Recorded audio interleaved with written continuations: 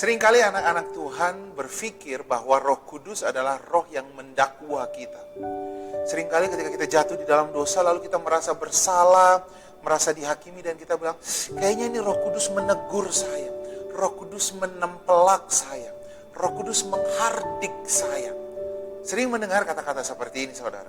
Padahal Roh Kudus bukanlah roh Allah yang menghakimi, saudara. Firman Tuhan berkata 1 Yohanes 4, Allah itu adalah kasih, saudara. Dan kalau Allah adalah kasih, maka Roh Kudus adalah kasih. Karena itu adalah satu pribadi yang sama.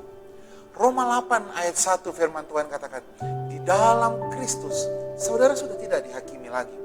Karena apa?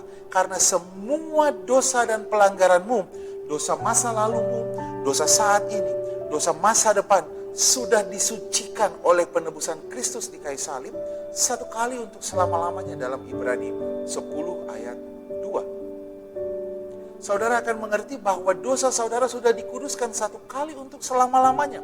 Ibrani 10 ayat 10. Itu sebabnya Tuhan tidak lagi menghakimi engkau jika engkau jatuh di dalam dosa. Tapi seringkali anak-anak Tuhan menggunakan ayat ini, Yohanes 16 ayat 7 dan 8. Namun benar yang kukatakan kepadamu ini adalah lebih berguna bagi kamu jikalau aku pergi. Sebab jikalau aku tidak pergi, penghibur itu tidak akan datang kepadamu. Tetapi jikalau aku pergi, aku akan mengutus dia kepadamu. Apabila ia datang, ia akan menginsafkan dunia akan dosa, kebenaran, dan penghakiman. Orang menggunakan ayat ini, saudara.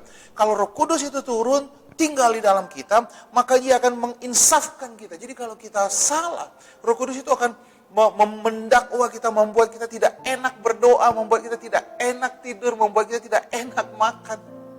Lalu dikatakan menginsafkan dunia akan dosa, kebenaran, dan penghakiman. Padahal ayat itu katakan menginsafkan dunia. Saudara dan saya bukan lagi berasal dari dunia ini. Benar, saudara? Karena ayat berikutnya tidak diperhatikan, dikatakan karena mereka tidak percaya kepadaku. Jadi ayat ini diberikan kepada orang-orang yang tidak percaya kepada Tuhan. Kepada orang-orang yang tidak percaya kepada Tuhan, Tuhan menginsafkan mereka. Tetapi kepada anak Tuhan, jikalau mereka jatuh di dalam dosa, apa yang dikatakan firman Tuhan? Tuhan memberikan Roh Kudus sebagai penolong. Dikatakan dalam Yohanes 16 ayat 13, tapi apabila ia datang, yaitu roh kebenaran, ia akan memimpin kamu ke dalam seluruh kebenaran. Jadi kalau saudara jatuh di dalam dosa, apa yang dilakukan Roh Kudus? Roh Kudus akan memimpin saudara kepada kebenaran. Firman Tuhan artinya apa? Saudara akan dipimpin bahwa dosamu, segala dosa dan pelanggaran kita sudah disucikan oleh kematian Kristus di kayu salib. 1 Petrus 2 ayat 24a. Saudara akan mengerti bahwa semua dosa kita, semua kesalahan kita sudah ditimpakan kepada Tuhan Yesus di kayu salib. Yesaya 53 ayat 4 dan ayat 5. Itu sebabnya ketika saudara sakit, iblis mendakwa saudara, tetapi Roh Kudus akan mengingatkan engkau bahwa kamu sakit bukan karena dosamu. Kamu sakit, dikatakan firman Tuhan, kata kitab Yakobus, karena kelalaian kita, benar ya? Karena kita dibujuk oleh keinginan kita sendiri, makan yang tidak baik, hidup yang tidak baik, gaya hidup yang tidak baik. Oke, let's say seperti itu. Tapi Roh Kudus mau ngapain, saudara? Roh Kudus mau menolong kamu, mengingatkan kamu kembali kepada firman Tuhan. Yang mendakwa saudara bukan Roh Kudus, tetapi iblis. Dalam Wahyu 12 ayat 10 firman Tuhan katakan, dialah yang mendakwa engkau siang dan malam. Jadi jangan disamakan perannya iblis dan peran Roh Kudus.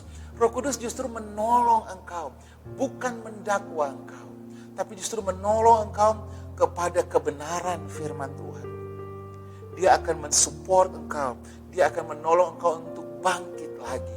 Dia akan menolong engkau untuk mengingatkan engkau betapa berharganya engkau, betapa Tuhan sudah membayar semua dosa dan pelanggaranmu, supaya hari ini kau dan saya bisa hidup dalam damai sejahtera Tuhan.